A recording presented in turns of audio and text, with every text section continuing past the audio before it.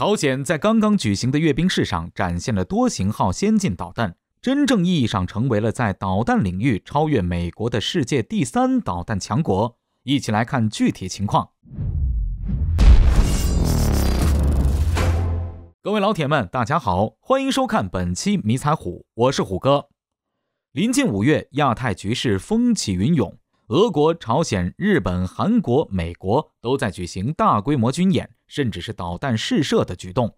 美国航母打击群甚至开到了日本海，进行威慑朝鲜的军事举动，使得半岛局势进一步复杂化。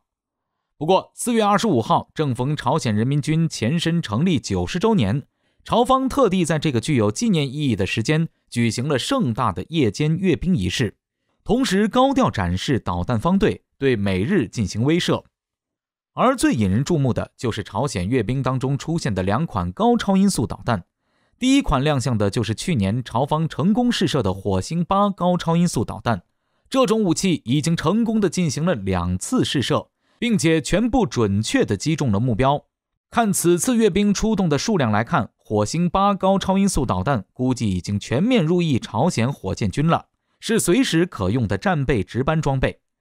也有网友称，朝鲜在这款导弹的研发上得到了俄罗斯的帮助，俄罗斯此前就协助过韩国发展弹道导弹，印度的导弹也受俄罗斯技术辅助颇多，俄罗斯在导弹项目上帮助朝鲜是有可能的。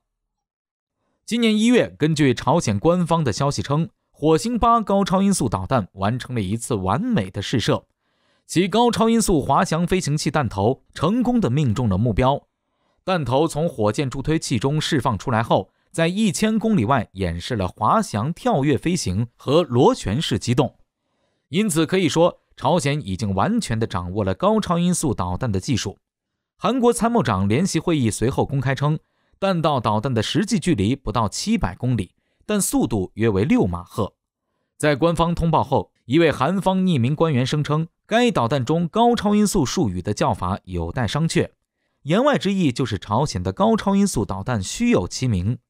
不过虎哥认为，韩方的点评听听就行了，毕竟连美国人都没有成功试射并且服役此类型的导弹，何况韩国自己。况且按美国人给出的评定标准，中段飞行速度达到5马赫的就可以被称作是高超音速导弹，而韩国宣称观测到的导弹飞行速度为6马赫，这明显已经迈过了高超音速导弹的门槛，是实打实的高超音速导弹。不过此次阅兵的火星8高超音速导弹的成波体弹头相比原来曝光的更大，细节上也有不同，应该是根据试射做出了符合实际的改进。第二款亮相的高超音速导弹则是双锥体弹头，朝鲜官方并没有明确此款武器的名称，虎哥暂且用火星 XX 来代替说明。首先，火星 XX 的试射非常成功，今年以来已经至少进行了2次试射，全部宣告成功，甚至得到了美国人的肯定。虎哥认为，双锥体弹头实际上在技术上的难度要远远低于成波体弹头，可以快速大量生产，并且完全形成战斗能力。到目前为止，单是朝鲜官方曝光的高超音速导弹就有2款。朝鲜高超音速导弹领域的水平已经达到了世界前列。相比较之下，美国的高超音速导弹研发可就相形见绌了。截止到现在，全世界200多个国家当中，只有3个国家成功的试射了高超音速导弹，那就是中国、俄罗斯和朝鲜。朝鲜俨然成为了继中俄之后的世界第3导弹强国。美国虽然起步早，但是研发之路异常坎坷，摔跟头不断。美国空军的 AGM-183A 俨然都成了高超音速导弹领域的笑柄。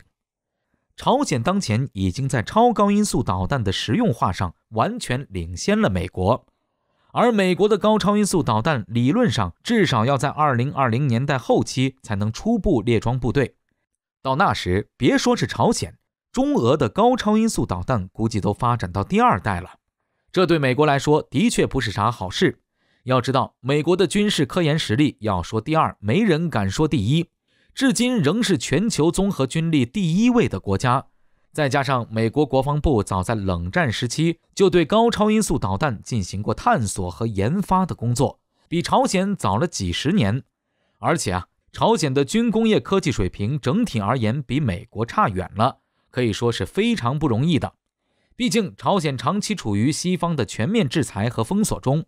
然而即便在这种情况下，朝鲜的科研人员还是把这个蒸汽弹给搞了出来，不得不说一声了不起。而美国这边还是零蛋，但凡美国能够有朝鲜军工搞导弹的这种认真踏实的态度，不搞虚头巴脑的一口气吃成胖子，也不会落后这么多。